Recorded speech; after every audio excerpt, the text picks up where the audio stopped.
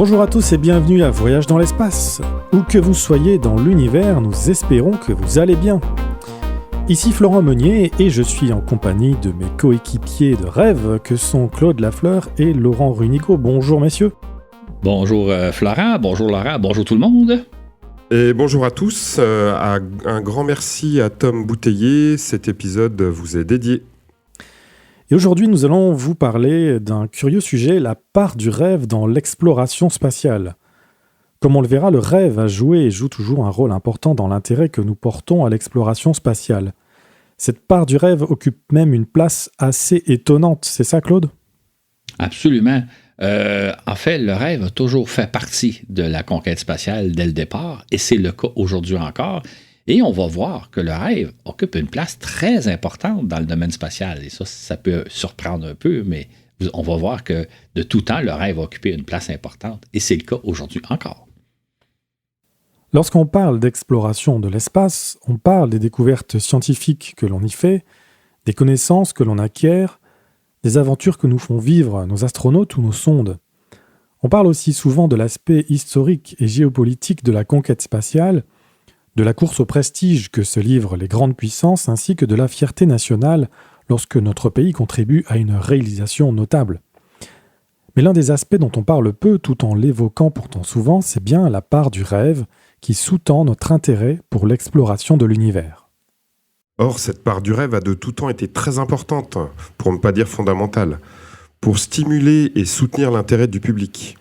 C'est d'ailleurs ce qu'exploite la NASA avec son programme Artemis, qui prévoit de nous faire parvenir sous peu un homme et une femme sur la Lune. Voilà donc qu'on se met à rêver de revivre la mythique mission Apollo 11. Et en plus, la NASA pousse le rêve d'Artemis beaucoup plus loin. Elle nous dit que Artemis, dans le fond, c'est juste le premier jalon de la conquête de Mars. En fait, elle nous dit que Artemis sert à développer le savoir-faire et les technologies qui vont nous permettre d'explorer l'espace lointain. Elle nous dit aussi que, grâce à Artemis, éventuellement, les ressources de la Lune pourraient servir à conquérir Mars.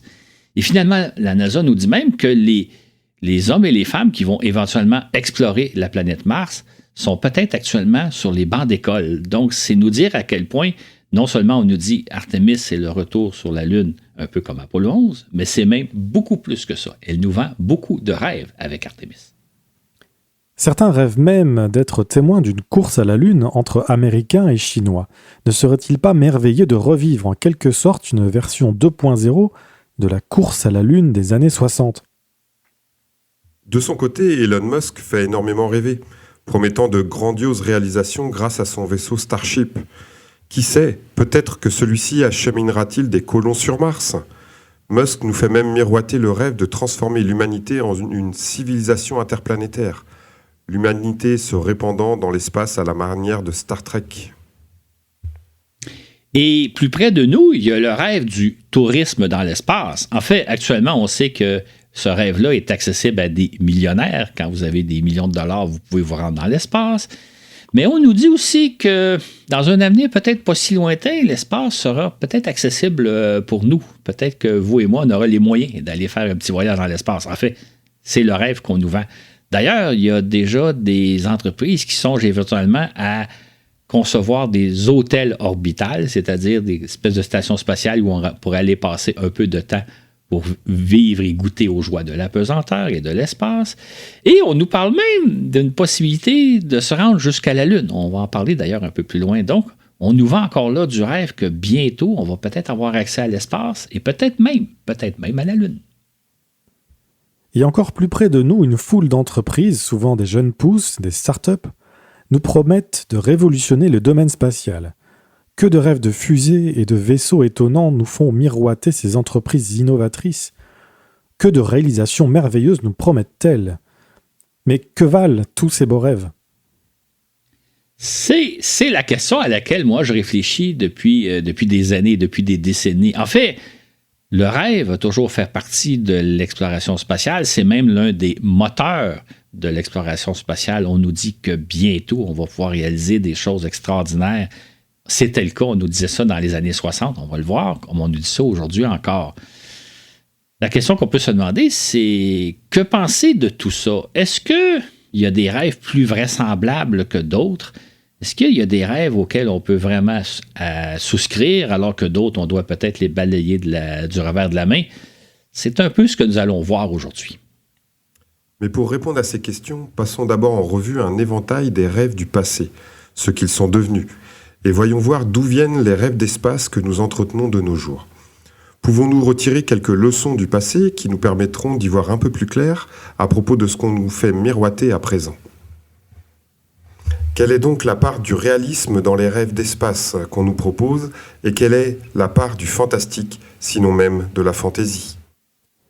Les années 60 ont été riches non seulement en événements à faire rêver, nos premiers pas dans l'espace, la course à la Lune, les premiers survols de Mars, mais également en rêves d'aventure spatiale.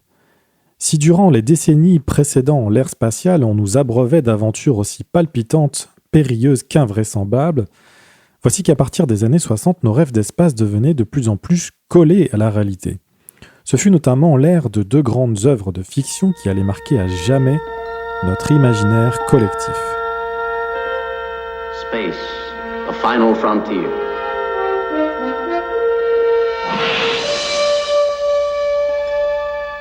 These are the voyages of the starship Enterprise.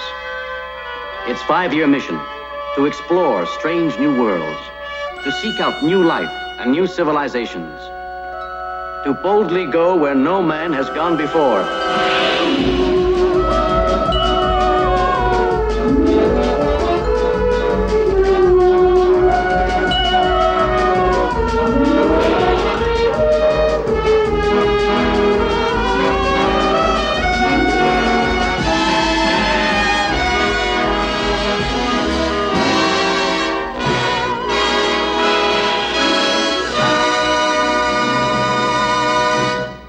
Il y a eu la série télé Star Trek originale, 79 épisodes d'1 heure diffusés entre septembre 1966 et juin 1969.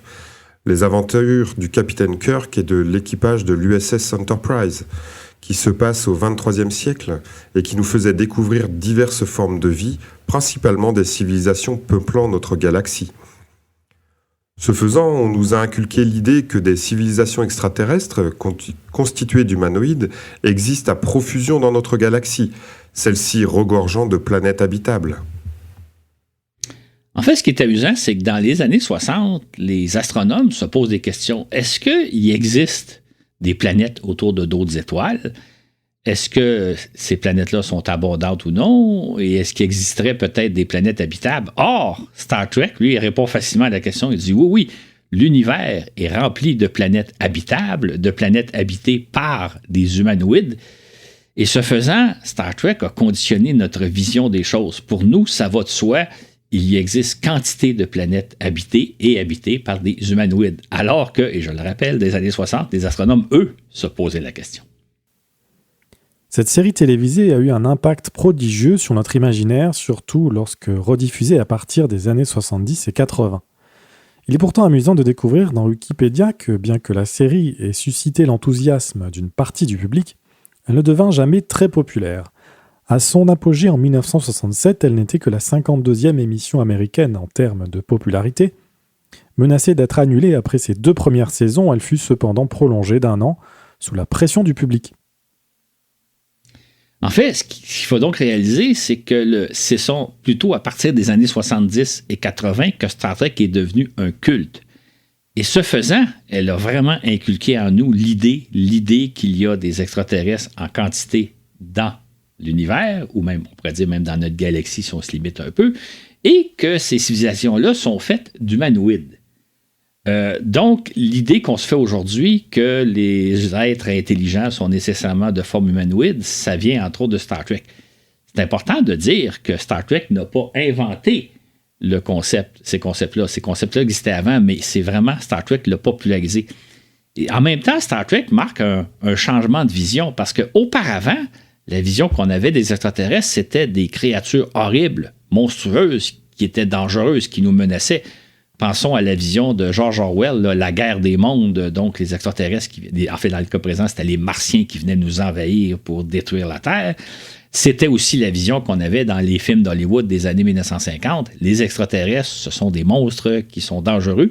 Or, à partir de Star Trek, on commence à avoir une vision où l'univers est peuplé d'humanoïdes sympathiques à nous, dans le fond. Ou en tout cas, ils ne sont pas plus dangereux qu'on l'est pour eux. En outre, Star Trek a mis de l'avant le concept de la téléportation auquel on rêve tous lorsqu'on a à faire un long voyage en avion, par exemple. Ce serait merveilleux, Claude, qu'on puisse se téléporter directement jusqu'au Québec, là. Je pense qu'à chaque fois qu'on prend l'avion pour un long voyage, tout le monde rêve à ça. Ce serait-tu merveilleux si on pouvait embarquer dans une cabine et oups, on est rendu à Paris, oups, on est rendu à Montréal, oups, on est rendu en Australie. Malheureusement, c'est pas la réalité. Et surtout, cette série nous a inculqué l'idée que la vitesse de la lumière n'est qu'une barrière technologique qu'on aura tôt fait de franchir. Cette idée, profondément ancrée en nous, fausse désormais notre perception des limites infranchissables qu'imposent les distances dans l'univers. En fait, ce qu'il faut réaliser, là, c'est que jamais on va se déplacer à la vitesse de la lumière. Jamais, plus vite que la vitesse de la lumière. Jamais on va parcourir l'univers un peu comme nous le montrait Star Trek, là, où avec un phénomène de... Je ne me souviens plus comment ça s'appelait, là. Il pouvait se déplacer à une vitesse, aller n'importe où, à n'importe quelle vitesse. La même chose, les extraterrestres ne voyagent pas plus vite que la vitesse de la lumière. C'est-à-dire que, dans le fond, là, les voyages entre stellaires, les voyages entre les étoiles vont toujours prendre des années, sinon des décennies. Je vais ouvrir une parenthèse parce que souvent on me pose la question, oui, mais qu'est-ce qui fait qu'il y a une limite? Qu'est-ce qui fait qu'on ne pourra jamais dépasser la vitesse de la lumière? Je vais l'expliquer très brièvement, là, mais tout le monde connaît la fameuse équation d'Albert Einstein, E égale mc2. E, c'est l'énergie. M, c'est la masse, c'est la matière. C, c'est la vitesse de la lumière.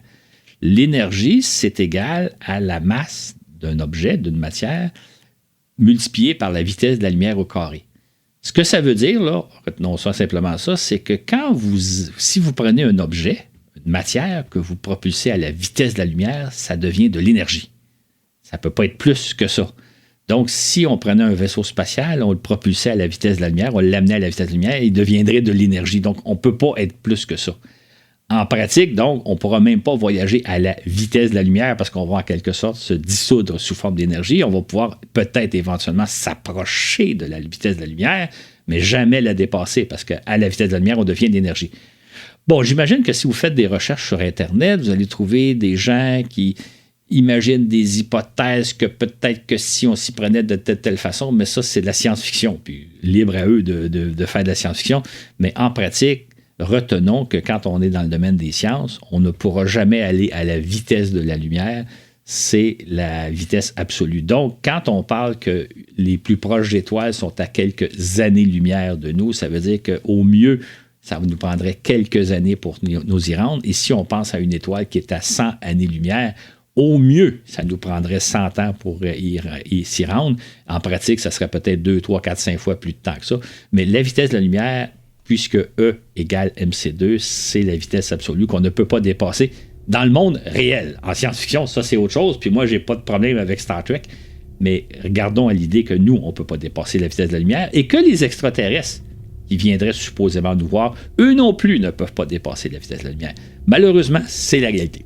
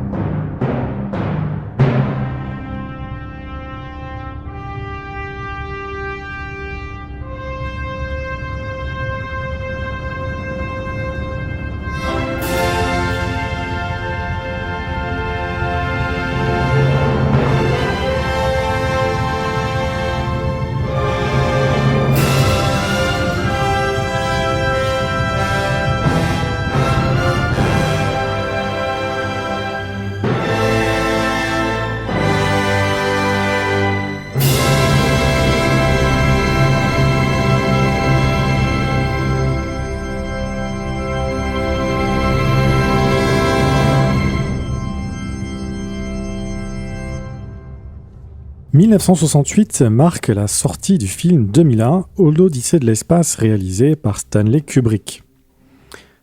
Le scénario de ce film a été co-scénarisé par nul autre que Arthur C. Clarke, l'un des grands vulgarisateurs de la conquête spatiale des années 60. Sa présence comme scénariste confère au film une crédibilité tout à fait méritée. Car contrairement à Star Trek, ce film se voulait refléter ce que serait la conquête spatiale dans une trentaine d'années. C'est ça, Claude? Exactement. C'était un film fantastique. Je vais le dire tout de suite que moi, je ne l'ai pas vu en 68. J'avais à peu près 10 ans. J'étais peut-être un peu trop jeune pour le voir au cinéma, mais je l'ai vu sur l'écran télé. Ce qui était fantastique dans ce film-là, c'était de voir une gigantesque station spatiale en orbite autour de la Terre, la station spatiale en forme de roue, de voir des astronautes flotter en apesanteur. C'était la vision pour la première fois qu'on voyait si bien à l'écran de façon si réaliste. Et ce qu'on voit aujourd'hui, là, hein, tout le monde, on voit sur Internet des films de la station spatiale et tout ça, là, mais je veux dire, à l'époque, là, c'était la première fois qu'on voyait ça. Et c'était fantastique. C'était d'autant plus fantastique que comme ce film-là se voulait réaliste, moi, quand je l'ai vu, je dirais au début des années 70 à la télé, je me disais, c'est ça l'avenir. Ça va être ça 2001. En 2001, c'est ça qu'on va voir. Et ça, c'était fantastique parce que ça ouvrait des perspectives qu'on n'avait pas jusqu'à date. Parce qu'auparavant, et là, j'exclus Star Trek qui était de la science-fiction, les films d'Hollywood, c'était des aventures souvent faites en carton, des aventures maléfiques. On savait que c'était de la science-fiction. Dans le cas de 2001, comme le titre l'indique, ça nous montrait ce que serait notre avenir. Moi, là, j'ai 10-12 ans à l'époque. Je me dis, c'est ça que je vais voir dans une trentaine d'années. Ça va être ça le monde dans lequel je vais vivre. Et ça a été l'impact du film 2001. De surcroît, ce film traite de rencontres entre nous et une mystérieuse influence extraterrestre qui se manifeste par l'entremise d'un signal radio émis par un mystérieux monolithe installé sur la Lune. Et si jamais vous avez été frustré par la fin du film, je vous invite à lire les livres d'Arthur C. Clarke de 2001. Il y a 4 tomes, vous en saurez un peu plus.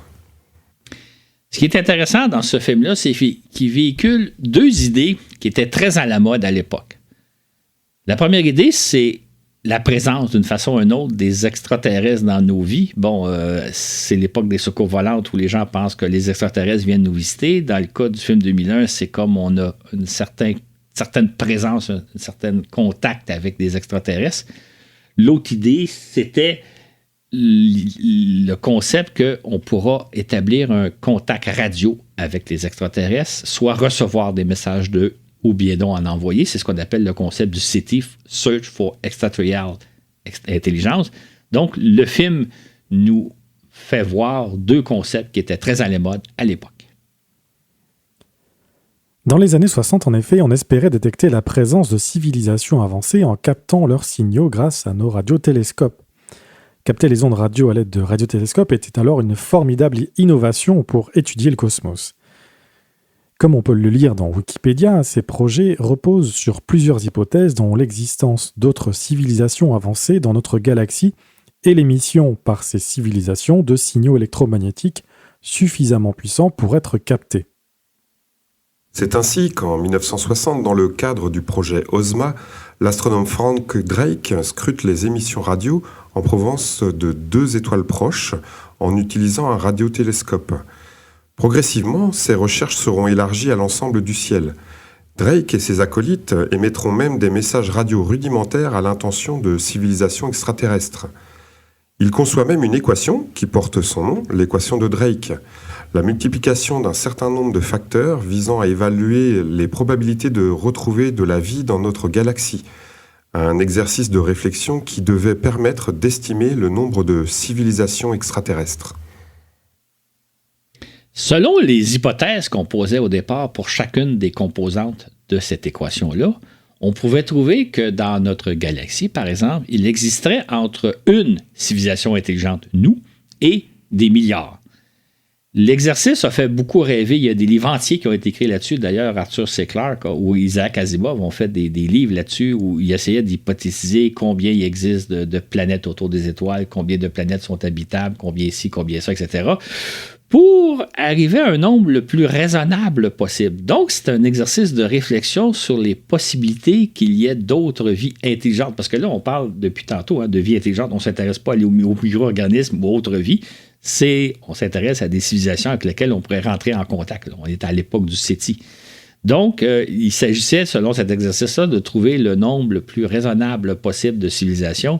Et moi, les exercices que j'ai vus, faits de façon très scientifique, c'était qu'il existerait au moins des millions, si ce n'est pas des milliards de civilisations plus ou moins semblables à nous. Ça donnait espoir qu'on pourrait un jour établir un contact avec certaines de ces civilisations-là. Mentionnons enfin la série télévisée Perdue dans l'espace, 83 épisodes d'1 heure diffusés entre 1965 et 1968. Un peu caricatural, cette série nous présente un scénario qui peut faire sourire, mais qui n'est pourtant pas si éloigné d'une idée en vogue de nos jours. En 1997, alors que la Terre est surpeuplée, la famille Robinson est choisie pour se rendre dans le système d'Alpha du Centaure afin d'y fonder une colonie. Mais voilà que bientôt cette famille se retrouve perdue dans l'espace. C'est dire que des œuvres à large portée, comme Star Trek et 2001, et bien d'autres même, conjuguées aux histoires de soucoupes volantes, colportées par les médias, et aux initiatives qu'entreprennent certains radioastronomes, façonnent notre conception de la vie dans l'univers.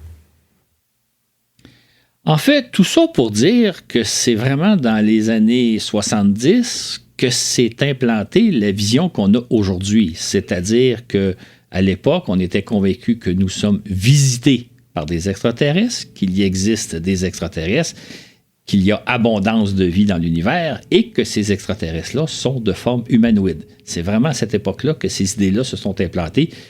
Des idées aujourd'hui qui sont fortement répandues. On ne peut pas imaginer que la vie intelligente est autrement que celle d'humanoïdes. Ça vient de cette époque-là. Mais ça n'est pas tout. La décennie des années 60 se conclut bien entendu par le triomphe américain sur la Lune le 20 juillet 1969, Neil Armstrong y posant le premier le pied. Non seulement est-ce le point final à une formidable course, mais sur le coup, ce premier pas nous apparaît comme le prélude à une nouvelle ère très prometteuse. En effet, à l'époque, on avait la conviction que nous allions bientôt nous établir sur la Lune. Il était évident que celle-ci allait être notre tremplin vers les étoiles. Avec Apollo 11, on a donc déjà entrepris l'exploration du système solaire par l'homme. Mars est déjà à notre portée. Quand on regarde les reportages qu'on peut retrouver dans les journaux de l'époque, ou si on peut retrouver sur YouTube des reportages radio-télé, on voit que au printemps 1969, on rêve grand. D'ailleurs, à cette époque-là, Adamo chante la fameuse chanson « À demain sur la Lune ». À demain sur la Lune, aux quatre coins de Dieu. À demain sur la Lune, à trois bornes des cieux. Il y aura un carrosse qui nous emmènera. Écoutez bien cette chanson-là. Ça reflète très bien l'époque où on rêve grand. Moi, là, en 69, j'ai 12 ans et je rêve évidemment d'Apollo 11 qui va se passer dans quelques semaines, mais je rêve aussi de ce que va être l'an 2000. Parce qu'à l'époque, on nous dit que l'an 2000, ça va être merveilleux, que tout va être merveilleux en l'an 2000, qu'on va avoir réglé à peu près tous nos problèmes. Notamment, un des problèmes qu'on parlait souvent, c'était la lutte au cancer. Et c'est sûr que d'ici l'an 2000, on aurait vaincu le cancer. C'est sûr aussi, à l'époque, on était convaincus qu'il y aurait des stations spatiales en orbite terrestre, que, à partir des années 80, on se serait installé sur la Lune, qu'il serait relativement facile d'aller dans l'espace, qu'on pourrait, vous et moi, le citoyen ordinaire, aller dans l'espace. J'ouvre une parenthèse. L'image qu'on avait à l'époque, j'ai l'impression, c'est un peu comme aujourd'hui, la possibilité d'aller en Australie. On peut tous aller en Australie. C'est tout un voyage. À partir de France pour aller en Australie ou parler du Québec pour aller en Australie, c'est tout un voyage, mais c'est un voyage possible. Je pense qu'on pourrait dire que c'est un peu l'image qu'on avait, c'est-à-dire qu'on n'irait pas dans l'espace comme on se rend dans une banlieue à quelques centaines de kilomètres d'ici, là, mais ce serait possible d'aller dans l'espace. C'est vraiment le rêve qu'on avait à l'époque. D'ailleurs, il y avait déjà des compagnies aériennes qui prenaient des réservations. On pouvait réserver sa place à bord d'avions qui nous amèneraient, dans les années 80, jusqu'à la Lune. Donc, c'est pour vous dire à quel point, au printemps de 1969, on rêvait beaucoup. Et la chanson d'Adamo, dont on vous a fait jouer certains extraits, reflète très, très bien cette époque-là. Au lendemain donc du triomphe d'Apollo 11, on se met immédiatement à rêver de Mars. Selon le très réputé Wernher von Braun, il serait tout à fait possible d'y envoyer des hommes dans les années 80. C'est ainsi que, comme nous le disions dans le Balado 73, La Lune et Mars, pourquoi est-ce si long ? D'après le scénario élaboré par ce père de l'astronautique, une expédition de 12 hommes pourrait fouler le sol martien dès l'été 1982. Hélas, comme on l'explique dans ce balado-là, ce projet-là ne s'est jamais concrétisé. C'est-à-dire qu'on avait réalisé à l'époque que ça coûterait quelque chose comme 5 fois plus cher d'aller sur Mars dans les années 80 que d'aller sur la Lune, donc quelque chose comme 100 milliards de dollars de l'époque. Or, on a choisi de ne pas dépenser cet argent-là, de ne pas consacrer quelque chose comme une centaine de milliards de dollars pour aller sur la Lune. Von Braun parlait d'aller sur la Lune vers 1982. Ça aurait été fantastique. Malheureusement, on a choisi de ne pas dépenser cet argent-là, mais d'allouer cet argent-là à autre chose. La décennie 1970 a d'ailleurs marqué pour la conquête spatiale une sorte de retour sur Terre. C'est-à-dire qu'après avoir complété 6 expéditions lunaires, les Américains ont entrepris de concevoir un vaisseau de transport réutilisable qui rendra facile et économique l'accès à l'orbite terrestre. Cette navette spatiale devait entrer en service dans les années 1980, ouvrant la voie à une foule de possibilités, dont l'opération pour une multitude d'installations orbitales, l'entretien, le ravitaillement et la réparation des satellites, la mise en service de télescopes spatiaux, le lancement de sondes vers la Lune et les planètes, ainsi qu'un éventuel retour sur la Lune et la conquête de Mars. Bref, cette navette réutilisable allait nous permettre de tout faire, y compris de donner l'accès à l'espace à des astronautes européens et canadiens. Grâce à elle, tous nos rêves d'espace pourront devenir réalité. Écoutez pour cela le Balado 87, l'année 1972, première partie. Cette décennie n'a pas non plus manqué d'opérations à faire rêver. Il y a d'abord eu celle de Mariner 9, la première sonde à se placer en orbite autour de Mars, et qui nous a révélé, aux surprises, une planète où l'eau a jadis coulé à flot. On ne s'attendait vraiment pas à une telle découverte comme nous le rapportons dans le Balado 87. En 1976, l'opération Viking a été absolument extraordinaire. Moi, je l'ai suivi. Pour la première fois, on s'est donc posé sur Mars et on a vu un paysage martien. Comme vous êtes habitué de le voir aujourd'hui sur des photos, on parle de déserts qui ressemblent à des déserts terrestres, qui sont rouges avec un ciel rose. C'était fantastique comme vision. D'ailleurs, j'ai souvent reproduit dans le fascicule, puis je vais probablement le faire éventuellement, la couverture du Paris Match du mois de août 1976. La couverture, c'est tout simplement Mars, c'est ça. Et là, on nous montre une photo d'un paysage martien qui nous fait presque l'impression qu'on est sur Terre.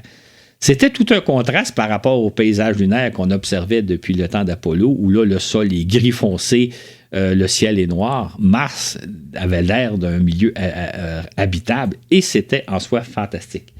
Je vous réfère d'ailleurs où on raconte l'histoire de Viking, le balado 28, Viking à la découverte de la vie sur une autre planète, sur Mars. Allez écouter ça, c'était un épisode fort extraordinaire en 1976. Ces Vikings étaient dotés de mini-laboratoires d'analyse biochimique conçus pour repérer des signes de vie primitive, s'il y en a. On entreprenait de la sorte nos premières recherches de vie extraterrestre. Et les résultats que nous avons obtenus nous ont laissés songeurs, comme nous l'expliquons dans ce balado, le numéro 28. Ensuite, à l'été de 1977, la NASA a lancé les 2 mythiques sondes Voyager qui, à partir de 1979, nous ont fait voir de près les 4 planètes lointaines du système solaire. Pour la première fois, donc, on a clairement vu Jupiter, Saturne, Uranus et Neptune, des planètes aussi magnifiques que surprenantes. Si vous voulez en savoir plus, écoutez les balados 42, 43 et 49 sur la grande aventure des Voyageurs. Une autre découverte que nous ont fait faire les voyageurs, une découverte surprenante, c'est les lunes, les satellites naturels, principalement autour de Jupiter et de Saturne. Avant Voyageurs, on portait relativement peu d'intérêt à ces satellites-là. On pensait que c'était un peu comme notre Lune, des astres probablement morts, sans grand intérêt. Or, Voyageurs nous a fait rapidement découvrir que non, chacun de ces astres-là, plusieurs de ces astres-là ont une personnalité très intéressante. On pense à Io, il y a des volcans. On pense à la mystérieuse surface d'Europe qui est couverte de glace. On a vraiment découvert, et ça, on ne s'y attendait pas, que les principales lunes de Jupiter et de Saturne, ce sont en quelque sorte des planètes à part entière, des planètes fort intéressantes à explorer. Ça, c'est la découverte qu'on a faite avec Voyageurs, et plus tard, on va découvrir, comme on en a parlé dans des balados précédents, qu'il y a même possiblement de la vie sous la surface de certaines de ces lunes-là. Donc, on ne s'attendait pas à ce que Voyageurs nous montre des astres aussi intéressants, et ça aussi, ça a été une découverte très importante. Et notons que ces sondes Voyager 1 et 2 ont bénéficié d'un alignement exceptionnel des planètes lointaines. Un alignement qui ne survient que tous les 176 ans environ. Elles nous ont par conséquent fait réaliser qu'il faut des années pour parvenir à ces planètes lointaines. Et ça, c'est dans les meilleures circonstances. Le voyageur a bénéficié d'un alignement qui a fait qu'il s'est rendu relativement rapidement aux planètes lointaines. On peut dire que les missions voyageurs nous ont donc fait réaliser les distances dans l'univers, c'est-à-dire que les distances sont grandes. Ça prend des années pour se rendre auprès des planètes lointaines qui sont quand même les planètes les plus proches. Et ça, c'est à l'intérieur même de notre système solaire, qui est pourtant une minuscule portion de l'univers, de notre galaxie. On peut dire qu'avec Voyageurs, on a pris conscience que dans l'univers, les distances sont énormes, et ce que nous avait un peu faussé des séries comme Star Trek, où là, on se promène d'une étoile à l'autre en l'espace d'un claquement de doigts. Non, dans l'univers, dans notre galaxie, les distances sont considérables, et ça, c'est un peu, on pourrait dire, Voyageurs qui a commencé à nous faire comprendre ça. L'année où la NASA a lancé ses Voyagers, Steven Spielberg nous a offert, lui, le fabuleux film Rencontre du troisième type, qui entretenait de façon magistrale l'idée que nous sommes en contact avec des extraterrestres venus nous visiter.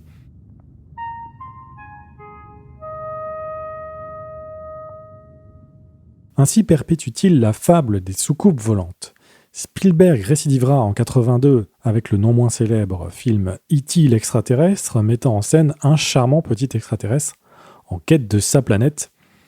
E.T. téléphone maison, Claude. Exactement. En fait, Spielberg s'est servi de deux idées qui étaient très à la mode à l'époque, c'est-à-dire que E.T., c'est un extraterrestre très sympathique, très aimable, et non pas un monstre. Et Spielberg joue aussi sur l'idée que les extraterrestres intelligents sont nécessairement des humanoïdes. C'est la vision de Star Trek, mais c'est une vision très différente de ce qui en existait avant l'époque de Star Trek, c'est-à-dire les extraterrestres sont des créatures monstrueuses qui veulent nous anéantir.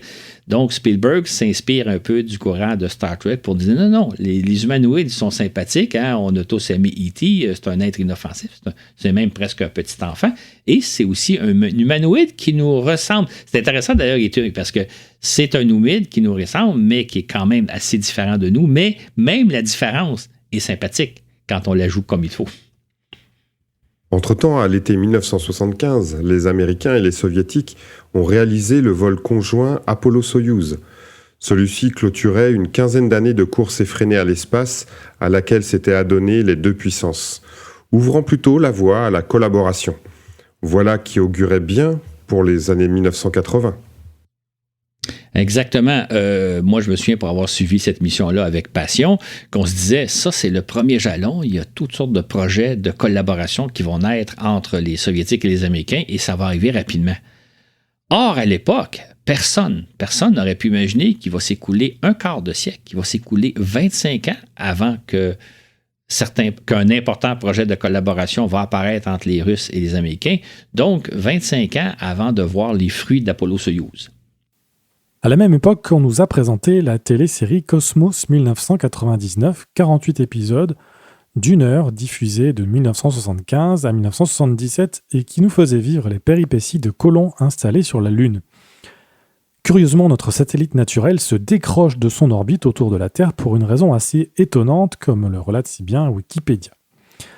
En 1999, la Terre entrepose ses déchets nucléaires sur la Lune où est déjà installée la base lunaire Alpha. Le 13 septembre, une explosion de ces stocks provoque une très puissante réaction en chaîne qui conduit la Lune à quitter l'orbite terrestre depuis le système solaire. Dans l'incapacité de regagner la Terre, les 311 survivants commandés par le charismatique commandant John Koenig errent dans le cosmos. Ils affrontent des dangers au fur et à mesure de leur rencontre avec des civilisations extraterrestres dans un périple qui semble sans fin. Ça peut peut-être paraître un peu surprenant qu'à la base du scénario de Cosmos 1999, il y a l'idée qu'on entreposait des déchets nucléaires sur la Lune. C'est pourtant une véritable idée qu'on avait à l'époque, qu'on pensait qu'on se débarrasserait de nos déchets en les expédiant sur la Lune. D'ailleurs, on en parle dans le balado 31, des idées pas comme les autres. Donc, le Cosmos 1999 reprend une idée qui était en vogue à l'époque et qui nous semble totalement, je pense, farfelue aujourd'hui. L'autre aspect farfelu, c'est le décrochage de la Lune à la suite d'une explosion nucléaire. C'est totalement insensé, mais ça, pour les besoins du scénario. Moi, je regardais cette série-là, je vous avouerai, le scénario ne m'intéressait pas. Ce que j'étais fasciné, c'est les vaisseaux spatiaux. Je ne sais pas s'il existe des épisodes de Cosmos 1999 sur YouTube, mais je veux dire, les vaisseaux qui sur la Lune qu'ils avaient à l'époque semblaient très réalistes. Et moi, je regardais ça en me disant, on est dans les années 70, je me disais, c'est ça auquel on va assister dans les années 90. Ça va être ça, les bases lunaires, ça va être le genre de vaisseau spatial. À ce chapitre-là, ça semblait une série très réaliste et je me disais, dans 20 ans, nous allons être sur la Lune, nous allons avoir des colonies sur la Lune et c'est ça à quoi ça va ressembler. D'ailleurs, je crois que, petite anecdote, les vaisseaux s'appelaient les aigles. Oui, c'est vrai, il y avait ça aussi. Mais c'est pour dire que comment ça façonnait notre imaginaire. Moi, je regardais ça puis je disais, je vais voir ça dans 15-20 ans. Donc, évidemment, aujourd'hui, on devrait être à cette étape-là, ce qui n'est pas le cas. Et heureusement, la Lune est toujours à nos côtés. Oui, et sans déchets nucléaires. Exactement, et sans déchets nucléaires. En janvier 1978, la NASA recrute un nombre record d'astronautes, 35, dont pour la première fois des femmes et des Noirs. De son côté, l'Europe recrute une demi-douzaine d'astronautes, dont Jean-Loup Chrétien et Patrick Baudry, tandis que le Canada en fait autant en 1983, dont Marc Garneau. Écoutez à ce propos le balado 96, Destin d'astronautes d'aujourd'hui. Ces astronautes sont l'avant-garde des hommes et des femmes qui iront bientôt travailler régulièrement dans l'espace. Nous sommes en effet à l'aube d'une nouvelle ère, celle de la navette spatiale qui révolutionnera l'ensemble de nos activités spatiales. La NASA prévoit en effet de lancer une navette chaque semaine alors que des centaines de missions sont déjà inscrites à son calendrier. Autant dire que la colonisation de l'espace, dont on rêve depuis si longtemps, est sur le point de débuter, Claude. C'est vraiment ce qu'on passait à l'époque. Là. Encore là, j'ai suivi ça, puis je me disais, c'est fantastique ce qui s'en vient. Malheureusement, la mise en œuvre de la navette spatiale s'est avérée beaucoup plus longue et complexe qu'on s'y attendait. D'une part, le premier vol a eu lieu en avril 1981 avec 3 années de retard. Et puis après ça, on a découvert que chaque vol de navette demandait des mois de préparation et que la réalisation d'une mission spatiale en bord de la navette spatiale était beaucoup plus complexe que ce à quoi on s'y attendait. La navette s'avérait vraiment pas le véhicule de transport spatial qu'on espérait être. D'ailleurs, souvent, on comparait la navette spatiale à l'avion DC-3, l'avion de transport de passagers des années 50, qui a ouvert le tourisme un peu partout à travers la Terre. Malheureusement, la navette spatiale n'est vraiment pas devenue le DC-3 de l'exploration spatiale, comme on l'espérait à l'époque. C'est un véhicule beaucoup trop complexe à faire voler et beaucoup trop fragile. Néanmoins, au fil des ans, la NASA semble faire des progrès. C'est ainsi qu'en 1986, elle prévoit de réaliser une quinzaine de vols, la navette semblant sur le point de remplir ses promesses, bien qu'à un rythme beaucoup plus lent.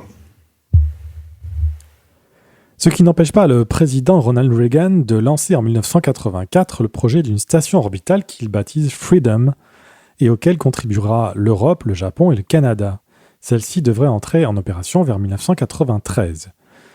Cette station promettra de prolonger les capacités de la navette spatiale en servant à la fois d'observatoire de la Terre et de l'univers, ainsi que de port où transiteront satellites et équipements de toute nature. Elle pourrait aussi servir de tremplin vers la Lune, Mars et l'exploration de tout le système solaire. De leur côté, diverses entreprises se préparent à utiliser la navette pour notamment fabriquer des médicaments et des produits industriels impossibles à obtenir sur Terre. Une foule d'autres entreprises se préparent à offrir divers services dans l'espace, transport, ravitaillement, entretien, opérations spécialisées. On songe également au tourisme spatial. Dans un premier temps, l'équipage d'une navette qui compte jusqu'à 7 personnes pourrait inclure un non professionnel de l'espace, ce que la NASA appelle un Spaceflight Participant. Ce pourrait être un scientifique ou un ingénieur, mais également des journalistes, des écrivains, des artistes, etc. Le président Reagan décide que le premier de ses invités sera une institutrice. Et en plus, on songe même à convertir la navette spatiale en avion de transport de passagers. C'est-à-dire qu'il y a des entreprises qui songent à concevoir des modules qui seraient placés dans la soute de la navette et à bord desquels pourraient prendre place des dizaines de passagers. Imaginez là, le genre de choses qu'on pensait, c'est réaliser un vol de navette. On lancerait la navette pour faire simplement un tour de terre, qui durerait à peu près 1h30. Et pendant ce temps-là, donc, les dizaines de passagers qui seraient dans la soute pourraient évidemment goûter à la pesanteur, observer la Terre. Et c'était un projet auquel on songeait sérieusement, donc, de convertir la navette en vaisseau de transport de passagers. Et là, je vous parle, on est en 1984-85 à peu près. Et moi, je me dis, c'est très possible qu'un jour, je puisse voler à bord de la navette dans le cadre de ce genre de mission-là, où là, je ferais un tour de terre, je verrais un peu ce qu'est l'espace. C'était le rêve qu'on pouvait caresser éventuellement, et on rêvait grand à l'époque. Hélas, le 26 janvier 1986, la navette, qui entreprend son 25e vol, celui de Challenger, se termine 72 secondes plus tard d'une manière tragique. Exactement. Et on pourrait dire qu'à ce moment-là, là, ce fameux matin du 28 janvier 1986, tous nos rêves se sont envolés. En fait, dans le domaine spatial, quand on fait l'histoire de la conquête spatiale, il y a vraiment l'avant Challenger et l'après Challenger. Depuis ce jour, plus rien n'a jamais été pareil.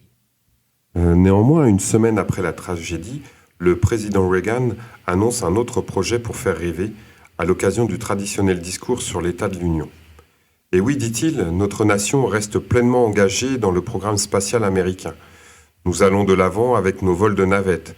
Nous allons de l'avant avec la construction de notre station spatiale et nous poursuivons nos recherches sur un nouvel Orient Express qui pourrait, d'ici la fin de la prochaine décennie, décoller de l'aéroport de Dulles, à Washington, et accélérer jusqu'à 25 fois la vitesse du son pour atteindre l'orbite terrestre basse ou se rendre jusqu'à Tokyo dans les 2 heures.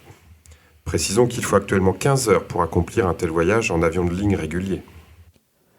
Le président Reagan annonçait du coup la conception d'un avion-fusée qui ressemble à un Concorde, mais qui serait capable de filer à 28 000 km/h, ce qui lui permettrait de relier en moins d'une heure et demie n'importe quel point du globe. Il en parlait comme d'un Orient Express, puisqu'on s'imaginait que dans sa version commerciale, cet appareil desservirait principalement l'Orient depuis les États-Unis. Ce projet, évalué à 3 milliards de dollars, sera développé conjointement par le Pentagone, la NASA et l'industrie privée, car on prévoit qu'il servira à de multiples usages. C'était encore là un projet qui faisait bien rêver. Cet appareil aérospatial sera mieux connu sous son appellation officielle de National Aerospace Plane, ou NASP. Il représentait un défi technologique d'envergure puisqu'il fallait concevoir un avion capable de se rendre dans l'espace, d'effectuer jusqu'à un tour de terre avant de revenir dans l'atmosphère à la manière de la navette spatiale, tout en étant aussi facile d'usage qu'un avion de ligne commercial. C'était, du point de vue technologique, un très, très grand défi. En fait, le NAS imposait de grandioses défis technologiques, notamment de mettre au point des moteurs capables de fonctionner aussi facilement que ceux des avions ordinaires, la protection thermique lors de la rentrée dans l'atmosphère, et surtout, contrairement à la navette qui était très difficile à remettre en état de vol, il fallait que ce soit un véhicule facilement réutilisable. Or, ça représentait des défis technologiques, on pourrait dire, tout à fait insurmontables à l'époque. En fait, les recherches ont été menées par la NASA et par le département de la Défense durant une dizaine d'années. Ils ont dû être abandonnés parce que, dans le fond, c'était un projet qui était trop en avance sur son temps. Et on ne parle pas non plus des coûts qu'aurait eu un tel avion. Entre-temps, la navette reprend du service en 1988, mais en se consacrant désormais uniquement aux besoins de la NASA et du Pentagone. Après avoir réalisé les principales missions inscrites au programme de 1986 et 87, dont le lancement des télescopes spatiaux Hubble et Compton ainsi que des sondes Magellan Galileo et Ulysse, elle se consacre à partir de 1998 à l'assemblage de la nouvelle station spatiale. Puis, à l'occasion du 20e anniversaire de la mission Apollo 11, le 20 juillet 1989, le président George Bush père propose de retourner sur la Lune avant l'an 2000, et avec cette fois l'intention de s'y installer. Dans son esprit, on devait se servir d'elle comme d'un tremplin vers Mars. « Je propose un engagement qui s'échelonnera sur le long terme », déclara-t-il. Il s'agit, estime-t-on à l'époque, d'un programme qui allait coûter au bas mot 400 milliards de dollars sur les 30 années auxquelles songeait le président.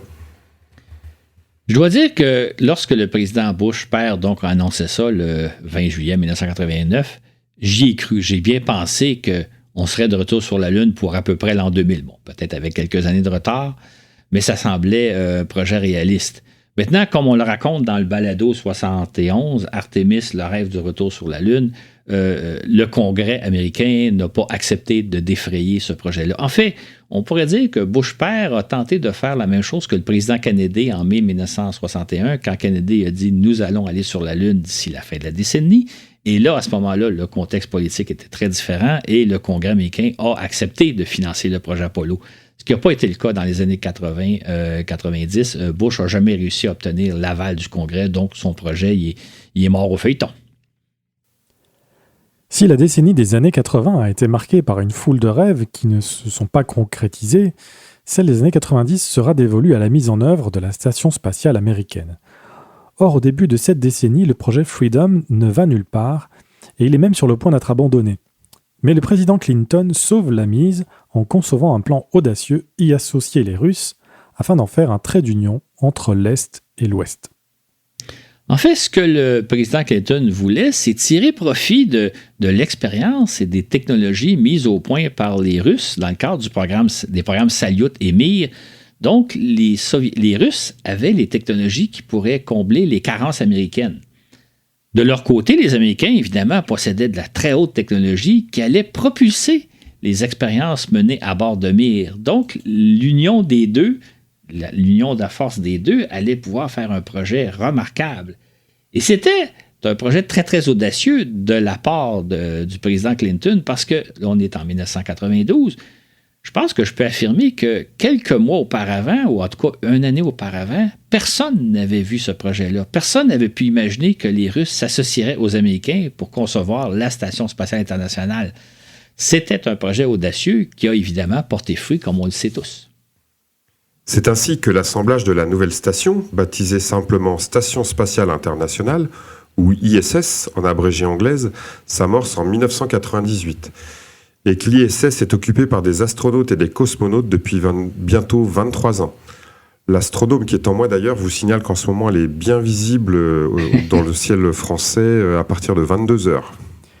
Et après des décennies de grandioses rêves spatiaux, Apollo, conquête de Mars, navette spatiale, Freedom, le NASP et tentative de retour sur la Lune, voilà que les Américains marquent une pause.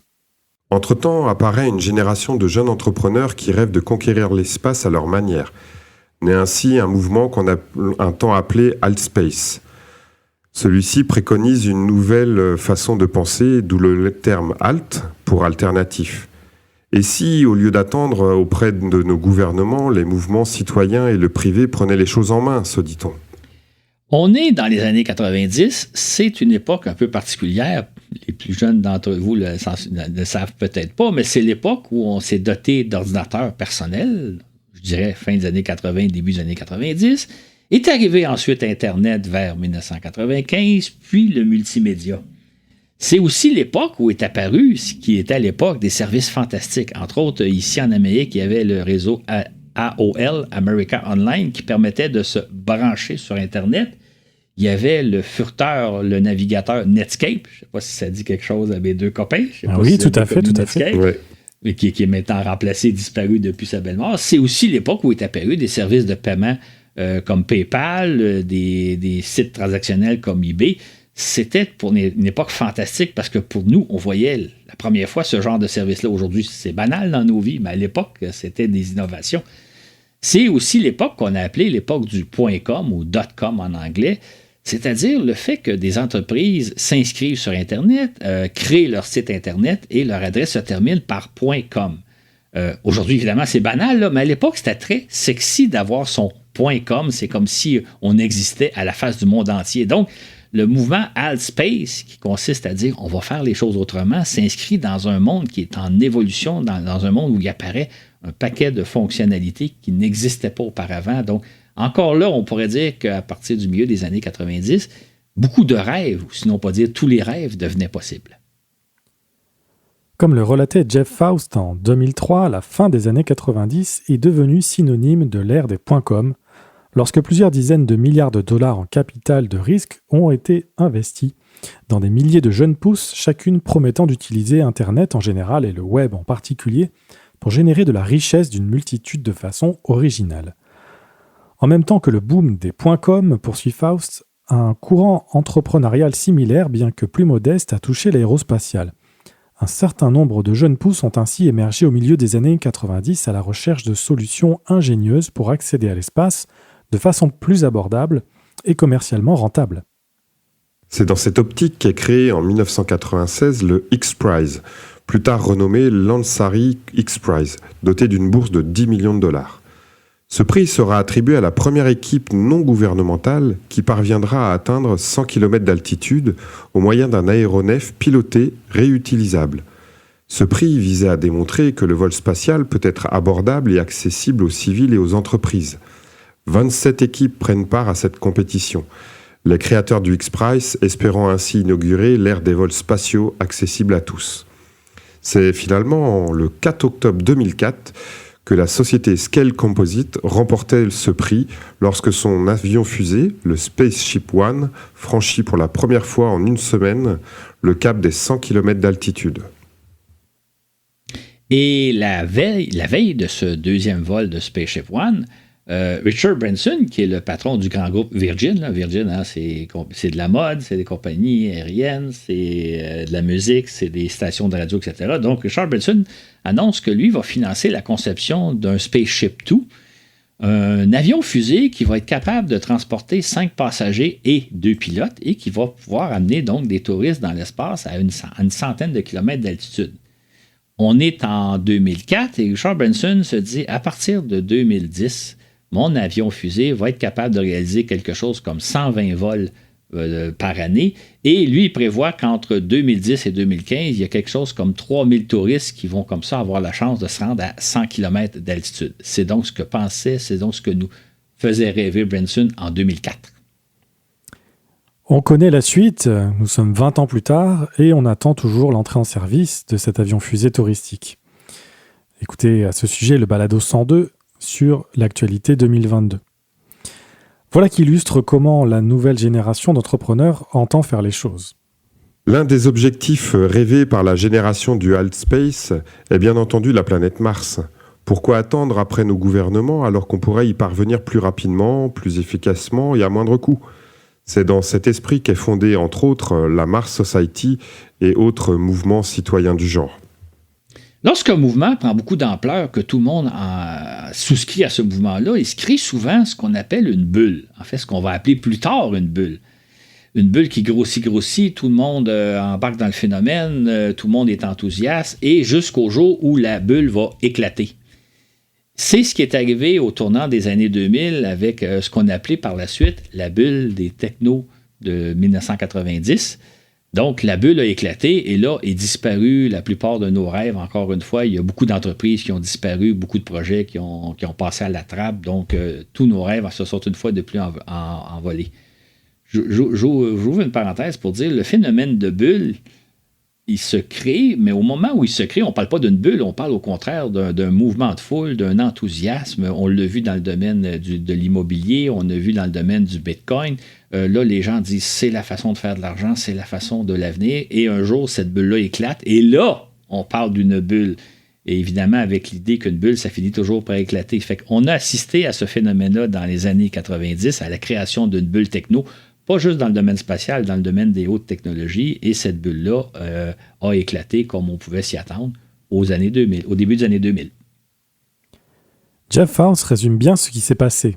À la fin des années 90, plusieurs nouvelles petites entreprises ont cherché à développer des lanceurs réutilisables, dont certains auraient pu enrichir le marché du tourisme spatial, Mais aucun de ces véhicules n'a été développé et bon nombre de ces entreprises ne sont plus en activité. C'est dans ces circonstances qu'Elon Musk fonde sa société Space Exploration Technology, SpaceX. Comme nous l'avons relaté dans le Balado 85, le fantasme des grosses fusées, à l'origine de SpaceX, Musk rêvait de faire parvenir sur Mars une serre afin de voir si des organismes terrestres pourraient survivre aux rudes conditions martiennes. Mais devant l'impossibilité pour lui d'utiliser les fusées existantes, il développera ses propres moyens de transport spatial. Et on connaît la suite. Et pour l'anecdote, il a même envisagé un temps de racheter des missiles balistiques soviétiques au lieu de... Ouais. avant de fabriquer ses propres fusées. Et dans le même esprit, la fondation X-Prize a lancé en 2007 une autre compétition, le Google Lunar X-Prize, qui visait à encourager des équipes privées à faire se poser une sonde sur la Lune. Ce concours a cependant pris fin en 2018 sans qu'aucune entreprise n'y soit parvenue. Par contre, il y a quand même 5 autres entreprises, 5 de ces entreprises-là, qui ont poursuivi leur projet et finalement, une seule a relancé sa sonde vers la Lune. On en a parlé dans le balado 108, la reconquête de la Lune. C'est l'équipe israélienne qui, en 2019, a lancé la sonde Bereshet qui s'est malheureusement écrasée sur la Lune. Au moment où naît SpaceX, survient le 1er février 2003 la seconde perte d'une navette spatiale. Cette fois, Columbia se désintègre durant son retour sur Terre au terme d'un vol de 16 jours. Cette seconde tragédie a pour effet de mettre fin aux envolées des navettes.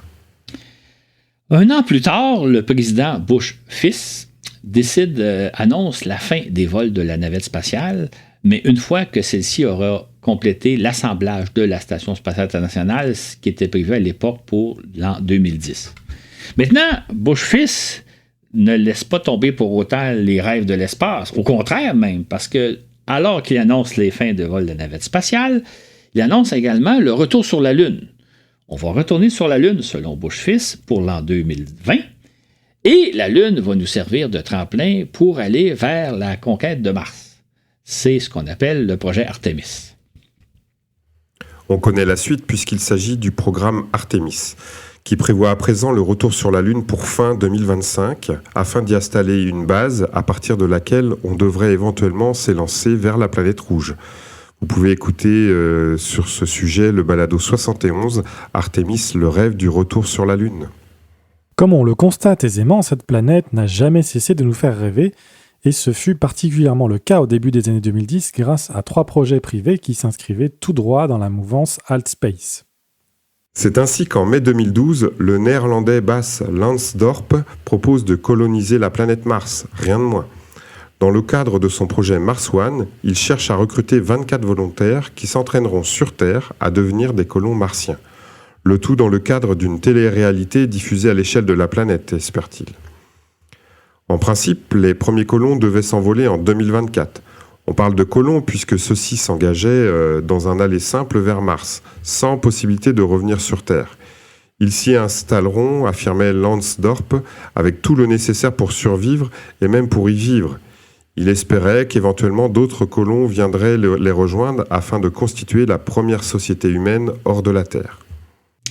C'était à sa face même un projet totalement farfelu. Farfelu pour plusieurs raisons. La première, je dirais, c'est que à l'époque, comme c'est vrai aujourd'hui encore, personne ne dispose des technologies nous permettant de faire parvenir des humains sur la planète Mars. Faire parvenir des robots, c'est une chose. Faire parvenir des êtres humains, c'est tout à fait autre chose. En outre, il y a toutes les barrières psychologiques là, d'envoyer des équipages vers Mars, notamment, on va en parler un peu plus tard, mais tout l'isolement qu'on peut imaginer que ces gens-là vont vivre. Je rajouterais comme barrière, j'ai eu d'ailleurs l'occasion un jour dans une émission de radio de confronter un éventuel candidat qui était prêt à aller sur Mars, mais imaginez-vous si vous deviez quitter la Terre, abandonner derrière vous tous ceux et celles que vous aimez, là, que ce soit vos parents, votre famille, si jamais vous êtes en couple, si jamais vous avez des enfants, abandonner tous vos amis. Quand on y pense comme il faut, c'est presque insensé, à moins d'être tellement seul au monde que vous ne laissez personne derrière vous. Pourtant, ce qu'on nous rapporte, c'est qu'il y aurait 100 000 personnes qui auraient souscrit à l'idée de Lansdorf, donc qui auraient été prêtes à se porter volontaires. Maintenant, comme on peut l'imaginer, ce projet-là, ben, il est mort au feuilleton parce qu'il était totalement insensé. Un autre projet du genre, appelé Inspiration Mars, fut proposé en 2013 par Dennis Tito, le premier millionnaire à s'être payé un séjour touristique à bord de la station spatiale en 2001. Tito proposa d'enfermer un couple marié dans une capsule qui aurait été placée en orbite autour du Soleil. Chemin faisant, le couple aurait survolé brièvement la planète Mars sans s'y arrêter pour poursuivre tout naturellement sa route vers la Terre. Il aurait ainsi accompli une révolution autour du Soleil en 17 mois, une envolée beaucoup plus longue que celle réalisée à ce jour. Selon les plans de Tito, cette capsule se serait envolée le 5 janvier 2018 pour revenir sur Terre à l'été 2019. Ça, c'était un projet théoriquement plus réalisable, moins farfelu que le projet de Lansdorp. Sauf qu'en même temps, c'est un projet extraordinairement risqué parce que du moment où on aurait placé le couple en orbite autour du Soleil, il aurait été impossible de lui porter secours si jamais il y arrivait des pépins à bord. Ils étaient coordonnés à réaliser une mission de 17 mois, peu importe ce qui serait arrivé entre-temps. Par ailleurs, ça aurait été toute une épreuve pour ce couple-là. Imaginez que vous êtes enfermé dans une capsule qui a peut-être les dimensions d'une camionnette, peut-être même d'une grande camionnette, mais vous êtes enfermé là pendant 17 mois avec très peu de choses à faire. Et si vous regardez par le hublot, tout ce que vous voyez, c'est le néant de l'espace. Il n'y a rien à voir, sauf au moment où vous croisez brièvement la planète Mars et lorsque vous revenez vers la Terre. Mais essentiellement, durant le voyage, vous n'avez rien à faire et il n'y a à peu près rien à observer. Ça aurait été aussi le couple le plus isolé qu'on n'a jamais connu de l'histoire de l'humanité parce que quelques jours après le décollage de la Terre, les communications radio deviennent déjà un peu difficiles. En fait, les conversations deviennent difficiles parce qu'il y a un délai dans la conversation. Et si vous avez déjà eu l'occasion de parler peut-être sur un appareil longue distance où il y a par exemple un délai de 5 secondes entre la fin de votre phrase et l'autre qui vous répond, ça devient déjà compliqué d'avoir une conversation. Et là, dans le cas d'un voyage vers Mars, ben, on parle de dizaines de secondes, sinon même de plusieurs minutes. Donc, assez rapidement, vous ne pouvez plus communiquer, vous ne pouvez plus converser en direct avec la Terre. Ça aurait été donc le couple le plus isolé qu'on n'a jamais connu dans l'histoire de l'humanité et ça aurait été toute une épreuve. Donc, si théoriquement le projet est possible, en pratique, je pense qu'il aurait été impossible à vivre, même si on avait eu le vaisseau spatial nécessaire. Puis en 2014, Elon Musk propose d'acheminer des humains sur Mars à partir de 2024, dans le but d'assurer la survie de l'espèce humaine. Musk expliqua « Pour que notre espèce survive à tout jamais, nous nous devons de devenir une espèce multiplanétaire. En conséquence, l'important pour lui, c'est d'être capable d'acheminer un grand nombre d'humains et des millions de tonnes de cargo sur Mars. » Musk prévoyait de profiter à partir de 2018 de chacune des fenêtres de lancement vers Mars, qui surviennent à tous les 26 mois, pour, dans un premier temps, lancer des engins automatiques à l'aide de sa fusée Falcon Heavy. Si tout va bien, disait-il, nous devrions probablement être en mesure de lancer des humains vers Mars en 2024. En septembre 2016, le patron de SpaceX dévoila les détails de son rêve. Il s'agit d'un projet de 10 milliards de dollars visant à envoyer 100 personnes à bord d'un gigantesque vaisseau spatial. Ce dont je rêve, c'est de rendre la colonisation de Mars possible, que ce soit un projet réalisable de notre vivant, et que vous puissiez y aller. C'est quelque chose d'ambitieux, ajouta-t-il, mais je préfère dire que c'est plutôt du domaine du possible. Bien sûr, un tas de trucs doivent bien se passer d'ici là, mais je ne pense pas que ça devrait survenir beaucoup plus tard s'il y a du retard. Évidemment, on connaît la suite, là. Ce dont on parle, c'est le projet Starship. Remarquez bien une chose. Quand on parle du projet de Lansdorp et de Musk, on parle de projets, on est en 2012-2014, on parle de projets qui vont être réalisés en 2024. Ça paraît loin à l'époque. Quant au projet de Tito, annoncé en 2013, on parle de 2018-2019.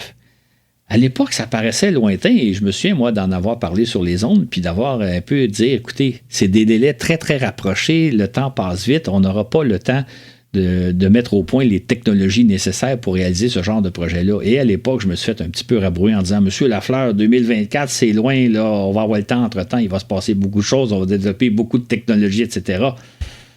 Mais ce qu'on peut constater, nous, aujourd'hui, on est en 2023, on y est en 2024. Et on voit qu'au niveau technologique, il n'y a pas eu tant de progrès que ça, là. On n'est pas plus en mesure de faire parvenir des humains sur la planète Mars aujourd'hui qu'on l'était en 2012 ou en 2014. On ne possède pas des vaisseaux qui nous permettraient de placer des couples en orbite autour du Soleil. Dans la vie de tous les jours, quand on parle dans 10 ans, ça peut paraître loin. Comme si aujourd'hui, je vous parle d'un projet qui va être réalisé en 2035. Ça paraît loin. Et puis, M. Lafleur, il va se passer plein d'affaires d'ici 2035. Moi, je suis habitué dans le domaine spatial où le temps passe vite. 2035, c'est à peine après-demain. D'ailleurs, je pourrais juste mentionner qu'actuellement, à la NASA et un peu partout aux États-Unis, il y a des équipes qui sont en train de mettre au point les télescopes spatiaux qu'on va lancer dans les années 2040. Ça paraît irréel pour nous, mais quand on pense que le télescope Webb a commencé à être mis au point dans les années 90 et qui a été lancé en 2022, ça montre un peu que dans le domaine spatial, il faut s'y prendre d'avance. Donc, quand on parle d'un projet qui va être réalisé dans quelques années, alors qu'on n'a pas les technologies, c'est un peu faire rêver les gens à des projets irréalistes. C'était le cas du projet de Landstop de colonie sur Mars, c'était le cas du projet de Tito d'envoyer un couple en orbite autour du Soleil.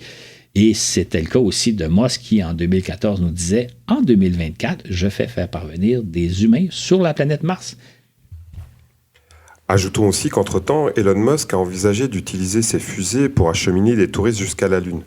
C'est ainsi qu'en novembre 2016, il a conclu un accord avec le milliardaire japonais Yusaku Maezawa, prévoyant que celui-ci s'envolerait pour la Lune en décembre 2018. Ce vol devait être effectué avec sa toute nouvelle capsule Crew Dragon, qui à l'époque n'avait jamais volé. Dans les faits, la première Crew Dragon, transportant un équipage vers la Station spatiale internationale, ne s'est envolée qu'en 2020. Évidemment, ce vol lunaire-là n'a jamais eu lieu. Et encore là, j'avais dénoncé à l'époque en disant on est en 2016, la capsule Crew Dragon n'a pas encore été essayée, même pas en orbite terrestre. Elle ne sera pas prête pour le vol d'un touriste vers la Lune. Il va falloir faire beaucoup d'essais avant d'en arriver là. On connaît la suite puisque le vol n'a jamais eu lieu. Ça n'a pas empêché Musk, entre-temps, de conclure 3 accords pour envoyer des touristes vers la Lune, cette fois à bord du vaisseau Starship. Il y a donc actuellement un accord avec justement le japonais Maezawa pour l'envoyer autour de la Lune à bord d'un vaisseau Starship, mais c'est aussi avec Jared Isaacman et avec Dennis Tito. On en a parlé d'ailleurs dans le balado sur l'actualité spatiale au début de l'année. Donc, Musk récidive en disant je n'ai pas pu envoyer des touristes à bord de ma Crew Dragon, je vais en envoyer à bord de ma fusée Starship, mon vaisseau Starship. Mais comme on l'a malheureusement vu le 20 avril dernier, il y a loin de la coupe aux lèvres. On est loin d'avoir un vaisseau fiable pour transporter des équipages. Donc, les vols vers la Lune ne devraient pas avoir lieu avant une bonne dizaine d'années, sinon plus, je ne sais pas, là, mais c'est pas demain la veille. Et voici donc que nous venons de survoler une bonne partie, mais pas tous, des rêves d'espace qu'on fait miroiter depuis des décennies. Il y en a encore bien d'autres, Claude. Exactement. Moi, je peux dire que j'ai vu, comme vous l'imaginez, j'ai vu naître et disparaître à peu près tous ces rêves. Et au début, j'y ai cru. Je dirais d'ailleurs, quand j'avais 12-13 ans, j'ai beaucoup, beaucoup cru aux rêves qu'on nous faisait miroiter en l'an 2000. Et là, je ne parle pas juste des rêves d'espace, mais des rêves dans tous les domaines. Parce qu'à l'époque, on nous disait, en l'an 2000, tout va être merveilleux, tout va être fantastique, on aura vaincu le cancer. Bon, je pense que tout le monde a l'image, nos autos vont voler. Et évidemment, en l'an 2000, on va être établi sur la Lune, on va avoir des colonies sur la Lune, on va être allé sur Mars, on va probablement pouvoir voyager, vous et moi, dans l'espace à bord d'avions. Là, il y avait déjà des compagnies aériennes qui prenaient des réservations. Moi, je dirais que j'ai cru à tous ces rêves-là jusqu'à celui du président Bush père, lorsqu'en 1989, il a annoncé qu'on retournerait sur la Lune pour l'an 2000. J'ai pensé que ce serait à peu près le cas. J'ai pensé que j'assisterais à une version 2.0 d'Apollo. Malheureusement, ça ne s'est pas produit. Évidemment, depuis ce temps-là, j'ai aussi cru, je veux rajouter quand même, non seulement j'ai cru au rêve du président Bush, mais j'ai cru au rêve de la colonisation de l'espace qu'on allait faire grâce à la navette spatiale, grâce à la station spatiale Freedom à l'époque. Là, j'ai donc vraiment cru à ces rêves-là. Maintenant, j'ai force est de constater que ça ne s'est pas réalisé, malheureusement. Par contre, comme tu l'as déjà mentionné, Claude, dès le début des années 1980, tu ne croyais pas que tu verrais de ton vivant des humains marcher sur Mars. Pourquoi donc cette croyance ? Effectivement. Et ça choquait les gens. Là. Imaginez-vous, là, je suis en 1982, 83, 84. Les gens me demandent, Claude, quand est-ce qu'on va aller sur Mars? Et moi, j'avais à l'époque 25 ans. Je dis, écoutez, je ne verrai pas ça de mon vivant. Ça choquait les gens parce que pour eux, c'était évident qu'on irait sur Mars. Mais pour moi, j'étais conscient d'abord des difficultés technologiques, des défis technologiques que ça comporte, mais surtout, je dirais, des défis psychologiques, des barrières psychologiques qui existent. Et ça, pour moi, c'est beaucoup plus important. Technologiquement, je pense qu'on pourra mettre au point des vaisseaux capables d'apporter des équipages vers la planète Mars. Mais l'isolement auquel on va soumettre ces gens-là durant les 8 mois que ça prend pour aller vers Mars et les 8 mois pour retour, je pense que c'est une barrière presque infranchissable. D'ailleurs, je l'ai souvent dit, mais j'ai posé la question à un certain nombre d'astronautes, si, genre Marc Garneau, si on vous offrait un voyage vers Mars, accepteriez-vous? Et la réponse a toujours été non, parce qu'eux sont conscients de la barrière technologique. Donc, je suis un peu déçu de moi-même quand, dans les années 80, je disais que je ne pensais pas que je verrais de mon vivant des humains sur Mars.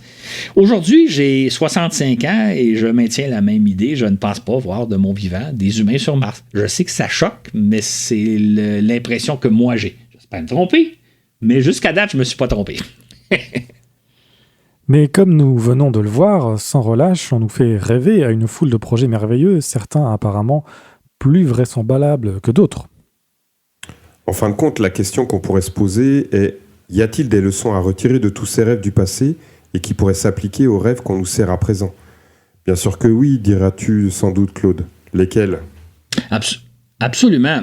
Je pense que la première leçon, c'est que de tout temps, on nous fait rêver à des projets grandioses, on nous fait rêver à des choses merveilleuses, en nous disant que c'est dans un délai pas trop lointain, que ça va se passer dans un avenir relativement rapproché. Hein? À l'époque d'Apollo 11, là, on pensait que dès les années 80, on irait dans l'espace et on s'installait sur la Lune.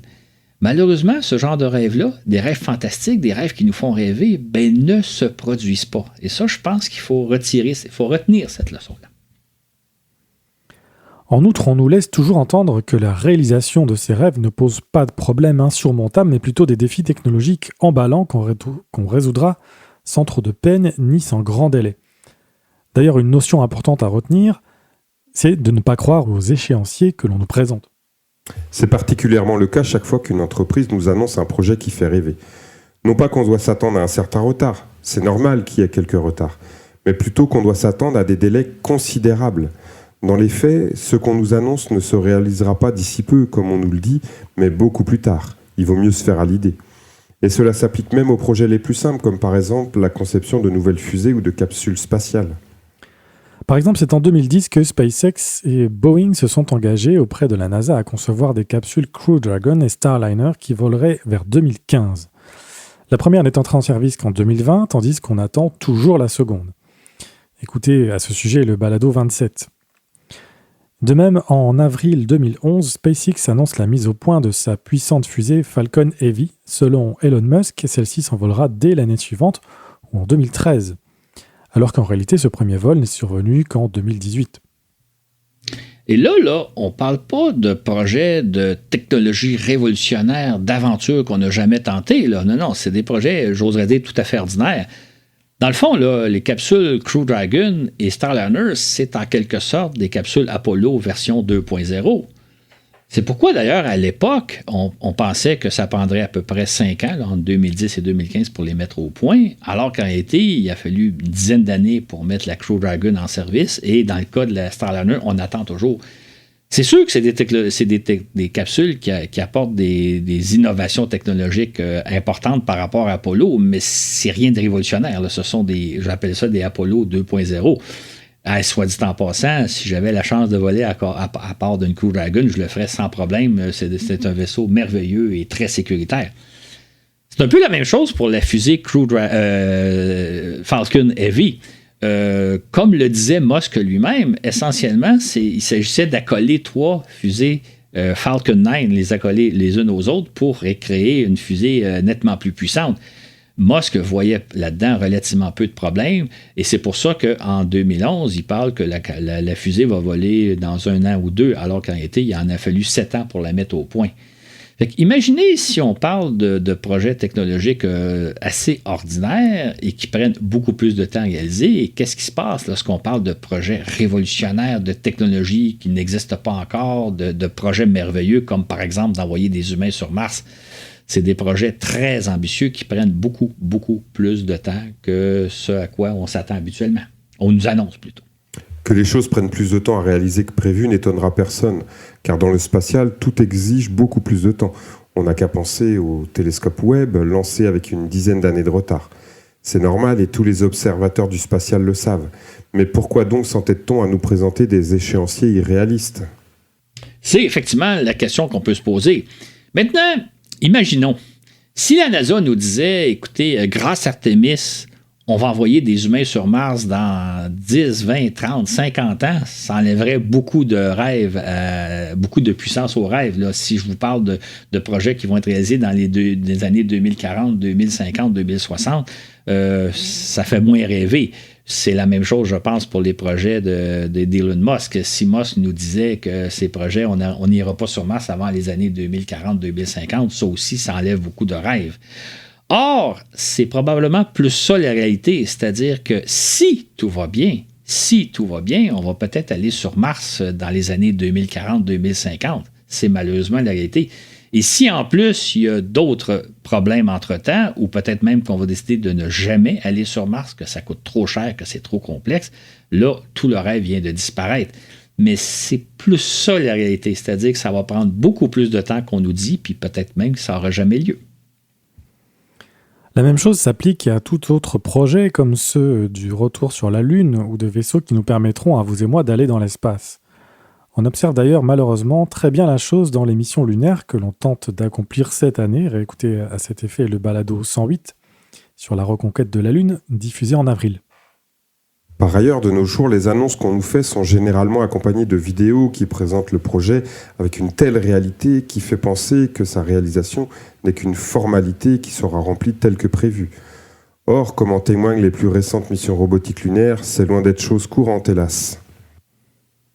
Exactement. Et même dans le cas du projet Artemis, comme on le mentionnait au début, la NASA nous dit que ce projet-là, c'est la première étape vers la conquête de Mars, que les technologies qu'on développe vont nous permettre d'aller sur Mars, que la Lune va servir de tremplin sur Mars. Et on nous dit même, et ça évidemment, on va aller sur Mars bientôt, on ne donne pas nécessairement de date, mais on pense qu'on comprend qu'on parle des années 2030 et non pas des années 2050-2060. Parce qu'on nous dit même que les futurs explorateurs de Mars sont déjà actuellement sur les bancs d'école. Mais ce qu'il faut savoir, c'est que ce discours-là, la NASA nous le sert depuis déjà des décennies. J'ai pas fait une petite recherche, là, mais je pense que je pourrais trouver des articles des années 1990 où on nous parle que la génération de ceux qui vont explorer Mars sont actuellement sur les bancs d'école. Actuellement, ils ont eu le temps de faire leur post-doc et ils sont sûrement en l'emploi d'entreprise. Mais je veux dire, la NASA nous sert ce même discours-là depuis 30 ans, mais en laissant sous-entendre que c'est bientôt qu'on va aller sur Mars. Or, ce ne sera pas le cas. Dans ces circonstances, le public non avisé se met à y croire et à rêver grand, rien de plus normal. Il est cependant navrant de constater que les médias, eux, semblent ne pas réaliser ce qui se passe. Un bel exemple nous a été donné tout au long des années 2010, lorsque, année après année, Richard Branson annonçait que son avion-fusée Spaceship Two allait acheminer des touristes dans l'espace à partir de l'an prochain. Étonnamment, il a fallu une bonne douzaine d'années avant que les médias finissent par s'en rendre compte. Et que dire des projets farfelus énoncés il y a une dizaine d'années par Bas Lansdorp et Denis Tito? À leur face même, il s'agissait de projets insensés, tout expert aurait dû le réaliser sur le coup. Pourtant, nombre de médias, même spécialisés, ont choisi d'y croire. La question qu'on peut se poser, c'est pourquoi croit-on? Pourquoi choisissons-nous de croire en tel ou tel projet, ou peut-être même de ne pas croire en tel autre projet? Et ça, c'est une réflexion qu'on doit faire chacun d'entre nous. Qu'est-ce qui fait que moi, j'accepte de croire en telle chose ou de ne pas croire en telle chose? Et là, on parle c'est une question d'opinion personnelle et c'est une démarche personnelle. Moi, je vous dirais que pour ma part, j'ai toujours préféré la réalité au rêve. J'ai toujours considéré que la réalité est plus intéressante que le rêve. Et je vais vous donner un exemple. Au début des années 70, lorsque il y avait l'exploration de la Lune par les astronautes d'Apollo, là, je pense aux missions Apollo 14, 15, 16 et 17, Moi, je trouvais ça fascinant. J'étais fasciné, j'écoutais ça, je suivais ça avec passion. Et je dévorais toutes les publications de la NASA de l'époque.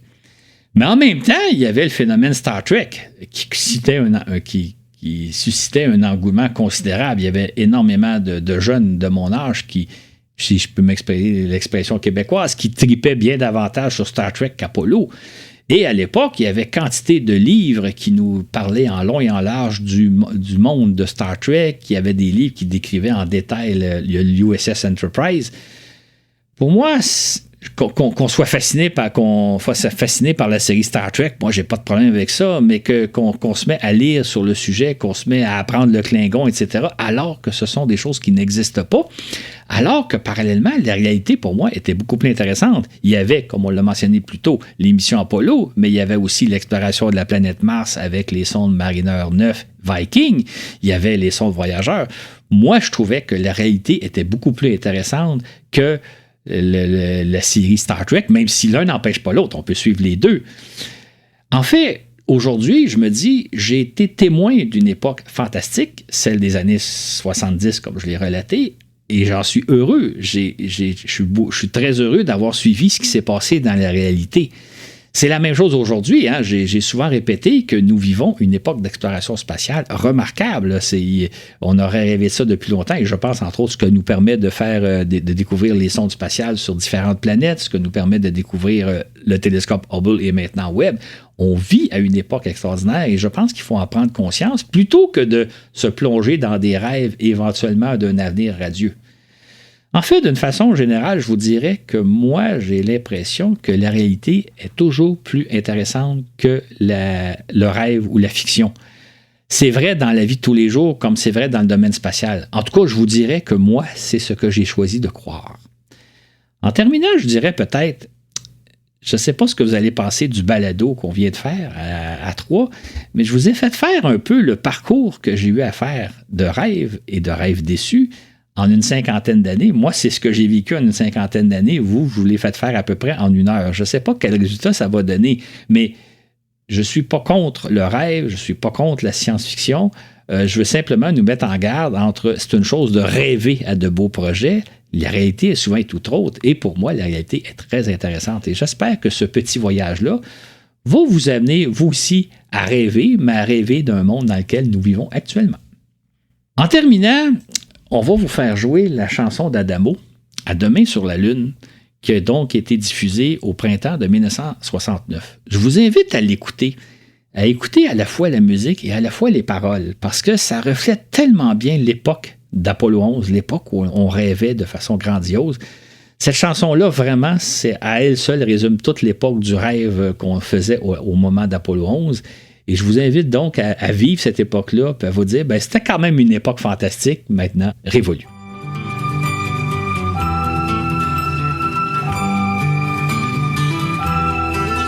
À demain sur la Lune, aux quatre coins des dieux. À demain sur la Lune, à 3 bornes des cieux. Il y aura un carrosse qui nous emmènera voir mes rêves de gosse, et tu t'y reconnaîtras. Et pour toi, ma jolie, le vent, ce magicien, qui jouera une symphonie de 1000 musiciens. À demain sur la Lune,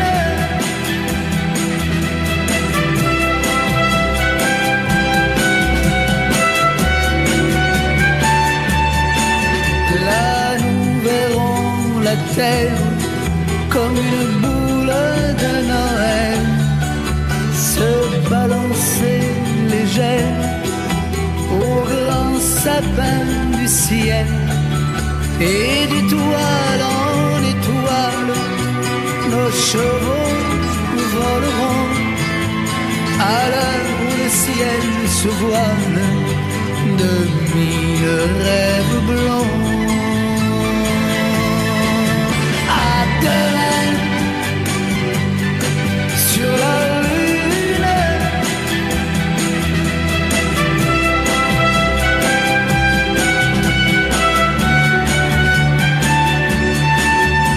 le vent te couvrira d'un voile de dentelle et tu t'endormiras dans la nuit la plus belle.